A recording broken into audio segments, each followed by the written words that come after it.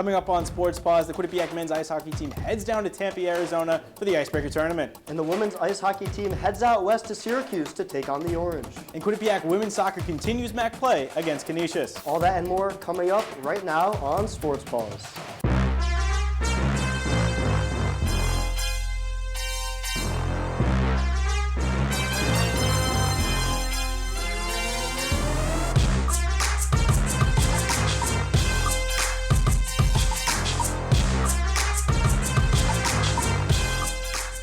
Good evening and welcome into Studio 125 for this week's edition of Sports Paws. I'm Zach Stokinger. And I'm Josh August, and we've got a lot to cover tonight, so let's get into it. We sure do, Josh. The Quinnipiac men's ice hockey team took part in the Icebreaker tournament down in Tempe, Arizona this weekend. The Bobcats first took on the Alaska Fairbanks Nanooks. Quinnipiac taking on Alaska Fairbanks for the first time since 2013. That year, Josh, the Bobcats went to the national championship.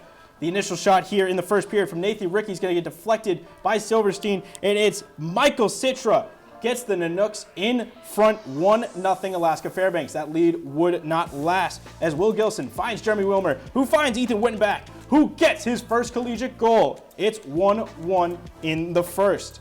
Jumping to the second period, Bobcats on the power play here. Gilson is going to find Wittenbach, but Wittenbach is robbed of his second career collegiate goal. Third period action now, right just 2 minutes away. It's going to be Alexander Malinowski gets it past Silverstein. It's 2-0 in favor of Alaska Fairbanks. Bobcats now in desperation mode, less than a minute left. It's going to be Wilmer is denied by Lassie Letty. Letty picks up the win. Despite 34 shots from the Bobcats, Quinnipiac could only muster one goal. They would take on Notre Dame or Arizona, whoever lost. Following their loss to Alaska Fairbanks, Quinnipiac returned to the ice on Saturday to face off against Notre Dame. Matvey Marinov is making his first start in a regular season game.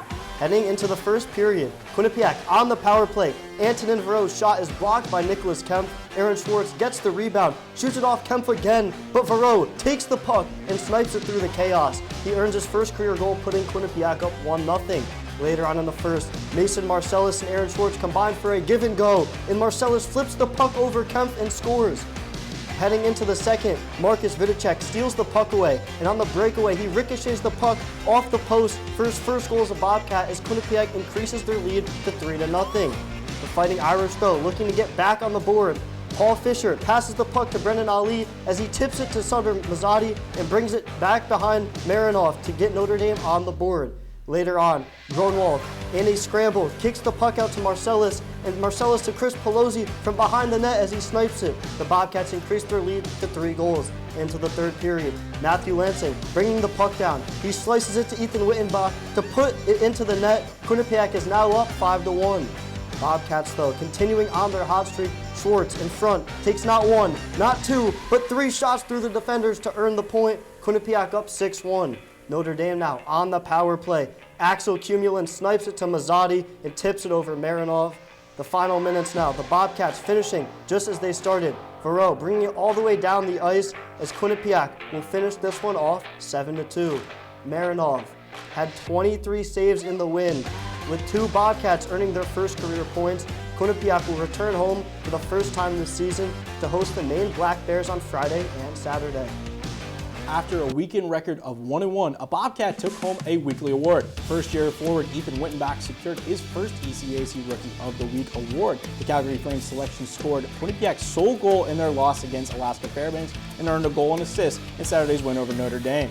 The Bobcats had tallied 4 points in 3 games so far this season. Today, the most recent men's USCHO poll was released. Boston University jumps to the #1 position, while the Western Michigan Broncos slide to #2. Michigan State, Michigan, and Denver round out the top 5. Penn State falls to #6 with Maine in 7th slot. North Dakota, Boston College, and Quinnipiac round out the top 10. Quinnipiac drops 2 spots from #8 down to #10. The Bobcats will face #7 Maine on this weekend. On Wednesday, the Quinnipiac women's soccer team headed out to Poughkeepsie to take on the Marist Red Foxes. For the Bobcats, goalie Gwen Hoyt started in net and put up 4 saves on the day, picking up her second clean sheet of the year. On the offensive side of the ball, the Bobcats only put up 3 shots on the net. Quinnipiac, although, has extended its unbeaten streak to 8 games. Following the tie against Marist, the Bobcats took on the Canisius Golden Griffins at home. The Bobcats came into the game sitting 3rd place in the MAC, while the Golden Griffins sat in 6th place. The senior, Morgan Kupo, is getting introduced and she's looking for a big game. She currently has 5 goals on the year for Quinnipiac. Out of the gate, Corey Anderson sends it in on the corner kick. Canisius goalkeeper Chloe Saros punches the ball out. It gets knocked around until it falls to the boot of Madison Elves, who serves it towards the net. Saros gets another hand on it, but Morgan Kupo is right there and she knocks it in. 1-0 Quinnipiac. Later on, the Bobcats on offense, Anna Bean sends it with a forward pass to Addison Earl, but she kicks it just wide of the net. The Golden Griffins, though, would have a chance of their own. A long ball into the Bobcats zone for Jessica Whitaker. She tries to chip the ball over Olivia Jarvis, but the ball goes just off the crossbar. Into the second half we go. A through pass from Alves into the box. Addison Earl chases down the ball, but her shot does not reach the net. A little while later, Canisius' Lizzie Harkness lifts one into the penalty area, but Jarvis is there to punch it away. Soon after a long free kick from Whitaker, it is headed down to Mia Iacona, but her shot is right at Jarvis' chest, still 1-0 Quinnipiac. However, in the 79th minute, Quinnipiac will score off Earl, who gives a pass to Morgan Kupo, who gives it her second goal of the game. That would be all as the Bobcats defeat the Golden Griffins. They move to 5-0-4 in MAC play and will head down the Merritt Parkway to take on the conference-leading Sacred Heart Pioneers on Saturday at 4. After securing the 2-0 victory over the Canisius Golden Griffins on Saturday, the win meant just a little bit more for head coach Dave Clark. More with this story is women's soccer beat reporter Megan Haley. In the Quinnipiac women's soccer team's win over Canisius, head coach Dave Clark earned his 250th win as a collegiate head coach. This milestone for Clark shows the impact he has on the team. Senior Morgan Kupo and Madison Alves reflect on their time under his wing. He's really helped me develop as a player, especially as a freshman. Like, you don't realize how much they really can help you grow as a player. So he's really been that person for me who's seen my potential and helped me grow each year. And it's not just, oh, I want her to be able to score a goal, or I want her to get on the field and maybe make an assist. He wants me to really just get everything out of it as possible. So everything he says to me, it's really helped me develop as a player now. Yeah, it's been tremendous. He has so much history here, so just trusting in his morals and what he does to represent this team goes a long way. He's very knowledgeable, and I think, like I said, just trusting in what he knows best will get us that success, and that's what resulted in today's 250th win. For Clark, it's just another number. Obviously, a lot of years under the bridge, so to speak. But now it's just a milestone. Hopefully there's another 250 in me. So still got that drive. And obviously want to have these wins for him, and it's really exciting. He deserves all of it. He works so hard, and everything he does behind the scenes is just really impressive, and definitely one of the best coaches I've ever got to work with. Clark looks to continue to add to his wins next weekend when the team travels to Sacred Heart. Reporting for Q30 Sports, I'm Megan Haley. After defeating Canisius, let's see where the Bobcats land in the MAC standings. Quinnipiac sits in 3rd position in the MAC, with in-state rivals Sacred Heart and Fairfield above them. Marist and Manhattan round out the top 5. Canisius sits in the 6th spot, with Iona and Siena in 7th and 8th, and with Merrimack and Niagara rounding out the top 10. Ryder, St. Peter's, and Mount St. Mary's bring up the rear in the conference. The Bobcats will face off with Sacred Heart on Saturday in Fairfield for an important MAC matchup. We have to take our first break of the night. When Sports Paws comes back, women's ice hockey will travel to upstate New York and hit the ice to face the Syracuse Orange in a 2-game matchup. Also, field hockey is looking to earn their first Big East win of the season, Josh, against Providence, and also will return home on Sunday to play Lafayette. Stick with us. Multiple studies have shown that marijuana can slow both driver reaction and response time, which can be really dangerous. He's here. He's here. Wait. What? I can't drive. Why? I'm high. Oh.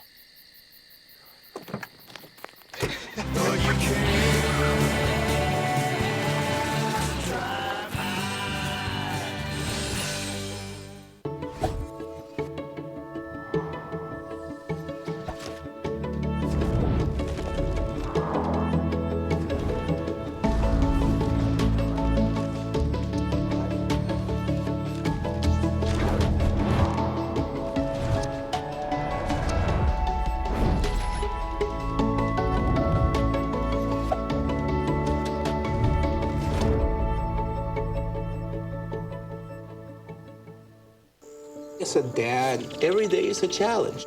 To make sure that the time that I have, I spend with them. It doesn't matter how tired you are, You have to try and to teach them. when they learn something new and you can just see in their faces. It's such an incredible moment. It's those moments that are my favorite.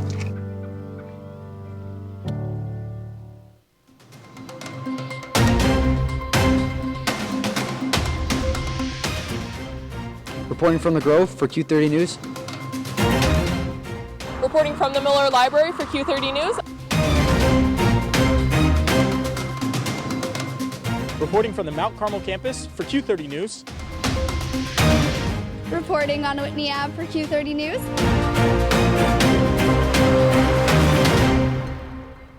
Welcome back to Sports Paws. Before last week, some women's ice hockey players picked up ECAC awards. Alex Law earned ECAC Hockey Forward of the Week as she scored 4 points on the weekend against Providence.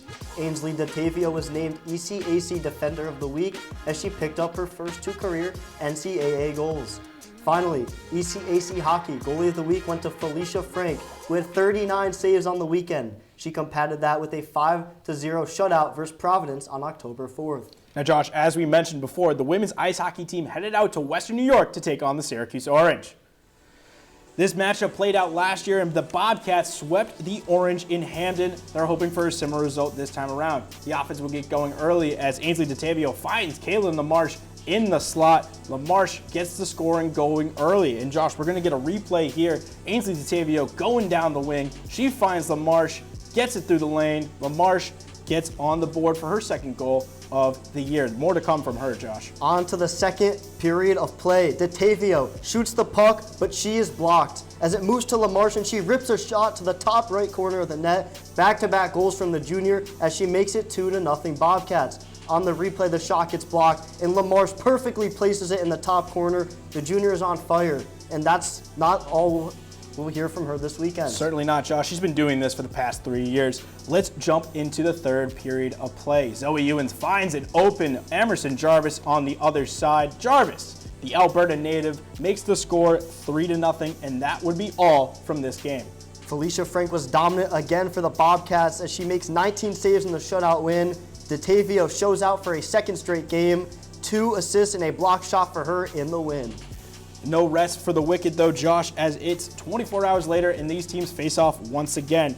First period we go into, Syracuse makes a turnover here. LaMarche gets it going again. LaMarche, it's 1-0 Bobcats to start the second game. 6 minutes later, Quinnipiac on the power play. Ella Senek sends it over to Zoe Ewens. She shoots through the chaos in front of the net and somehow finds the back of the net. Ewens picks up her first of the year, and it's 2-0 Bobcats. Taking a look at the replay, that's textbook cycling from the Quinnipiac forwards as Ewens scores through everyone. It's 2 goals for Quinnipiac. Josh, you couldn't draw that better on a whiteboard if you tried.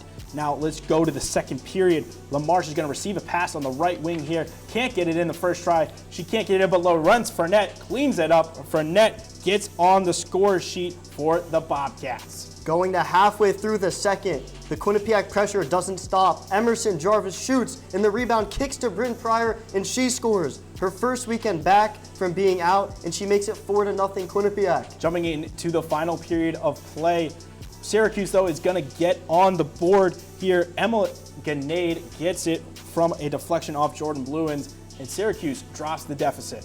Syracuse will later pull their goalie, but the Bobcats would not falter. LaMarche sends the puck all the way down the ice and into the empty net, picking up her second of the game. The Bobcats would take this one over the Orange. They have a final of 5-1. Josh, LaMarche was all over the score sheet this weekend. After going 2-0 on the weekend, let's see where the Bobcats go from here. The most recent women's USCHO poll was released. There was no movement in the top 10 as Wisconsin remains at the top, and Quinnipiac currently remains in the 7th slot. The Bobcats look to continue their 6-0 start as they take on Northeastern this Friday at 3 p.m. On Friday, the Quinnipiac field hockey team took on the Providence College Friars in a Big East matchup. the Bobcats would secure a crucial 2-1 victory in the Ocean State. Micah Van Wessen would pick up her third and fourth goals of the season, earning both Quinnipiac's goals in the game. The Bobcats would earn their first conference win of the year. On Sunday, the Bobcats would return to Hamden to take on the Lafayette Leopards in a non-conference matchup. Both teams in a rainy downpour on Sunday. A nor'easter came through and both teams could not get it done in the first 60. So let's head to overtime now.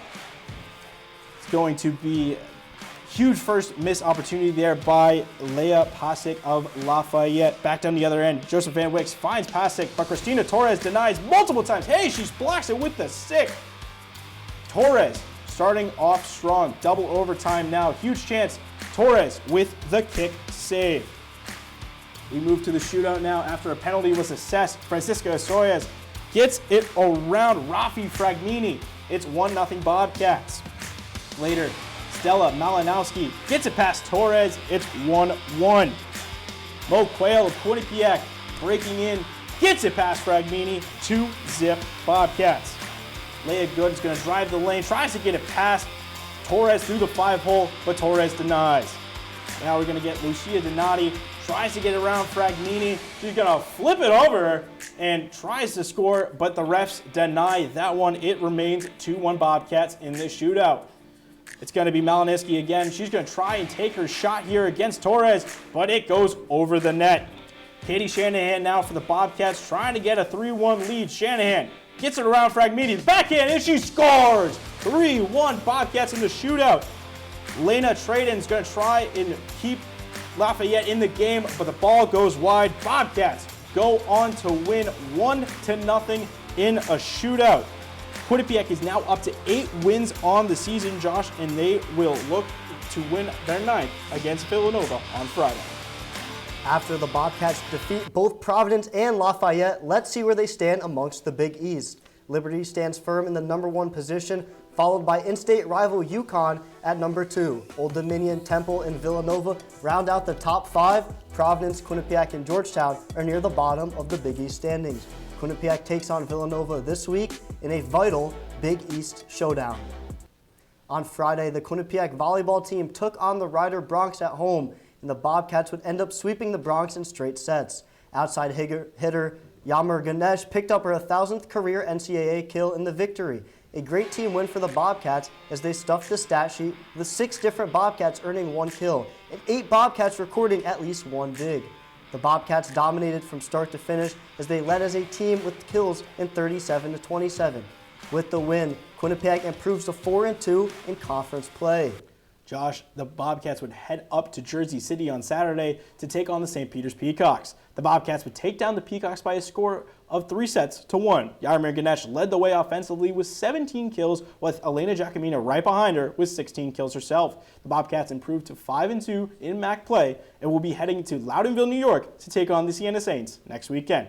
Now, Josh, we have to take our final break of the night, but stick around as men's soccer looks to get back into the win column as they go against Canisius after a 1-2 start in MAC play. Plus, we will take a look at this week's top 5 plays from Quinnipiac Athletics. See if your favorite play will be in there. I hope to see women's soccer, so stick around. I tell my son, I love you every single day. I love you. Now, my dad has never said that to me. Not because he doesn't love me, but because culturally it wasn't comfortable for him. Now that he's a grandfather, he says, I love you to my son every time he sees him. My advice to all the fathers out there, forget the cultural restrictions. They grow up way too fast for you to waste even a single precious moment.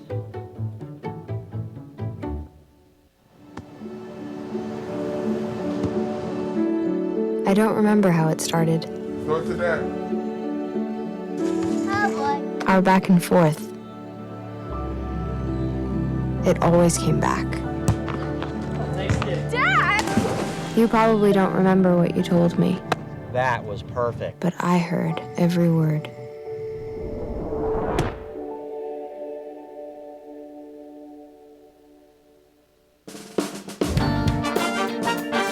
No, I'm not gambling!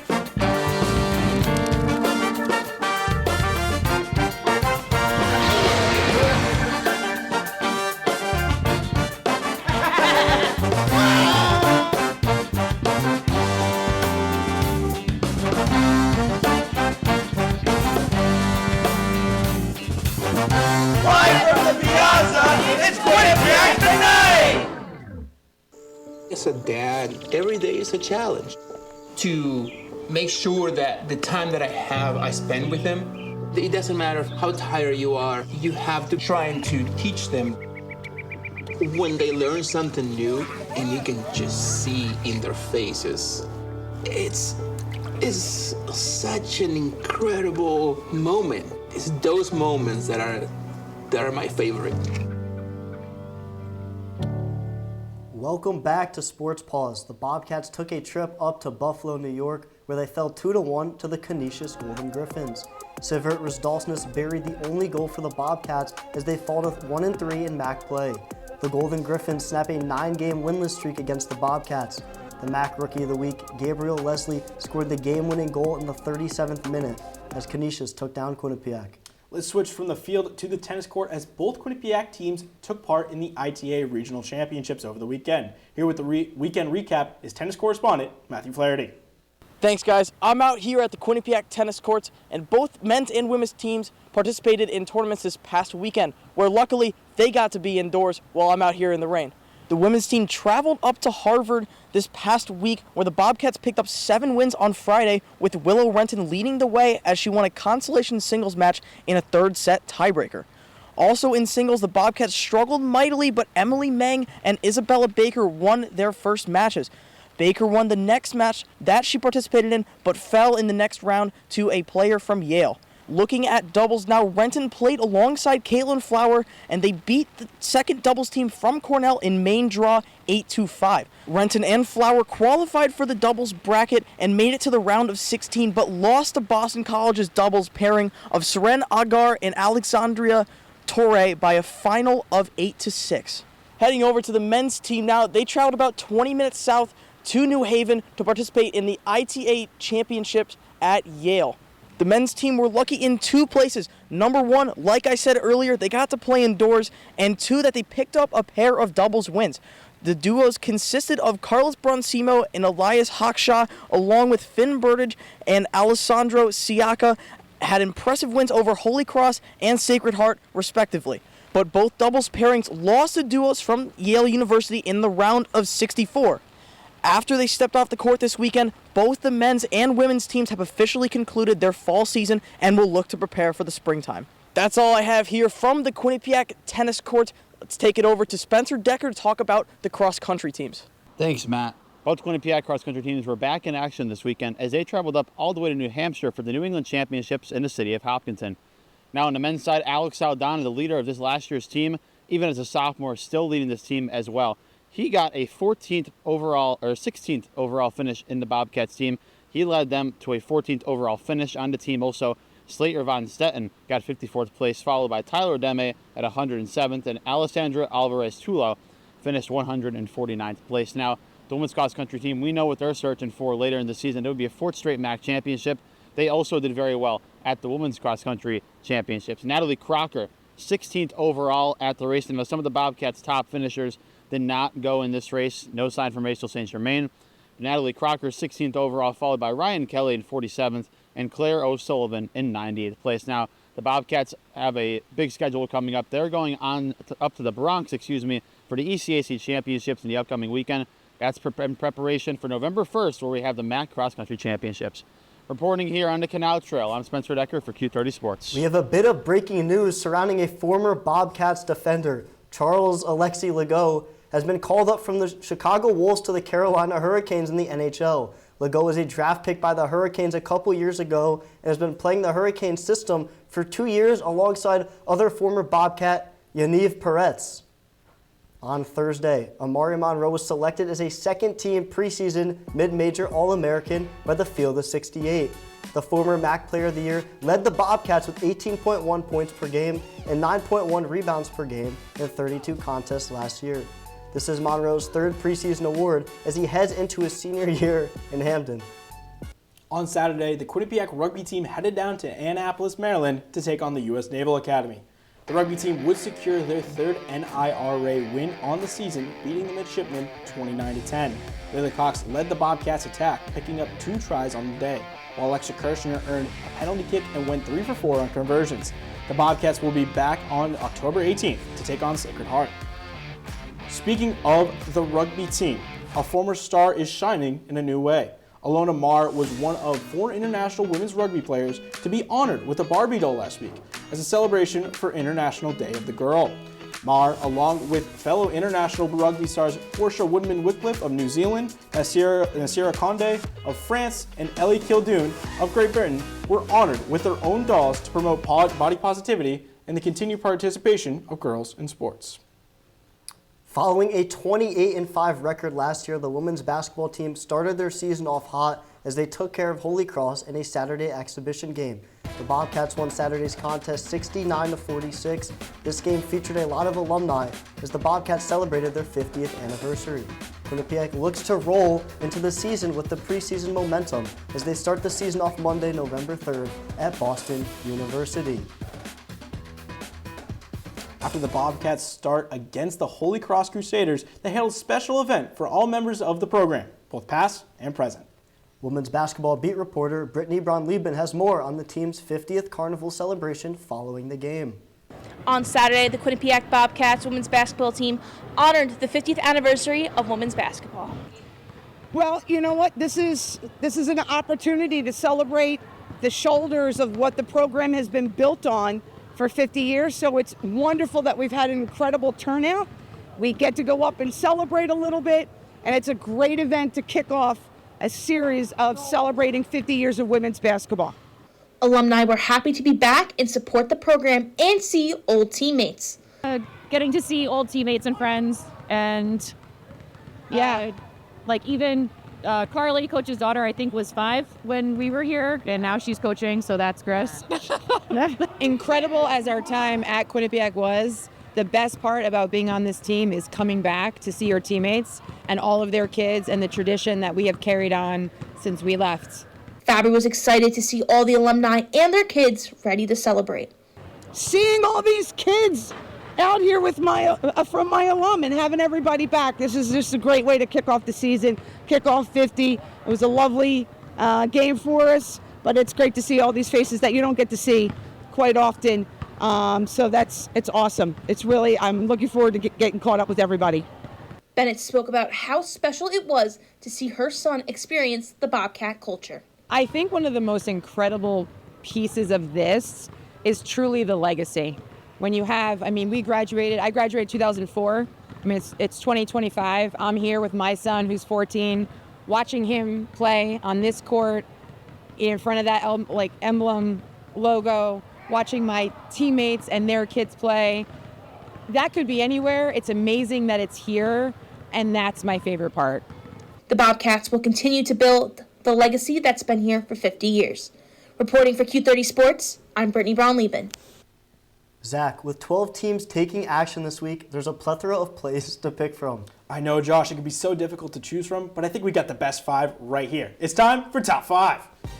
Starting off the pitch with number 5, Morgan Cooper is going to get a header. She's going to head it to herself, and she gets it past the keeper. Look at that replay right there. Bobcats will go on to win 2-0.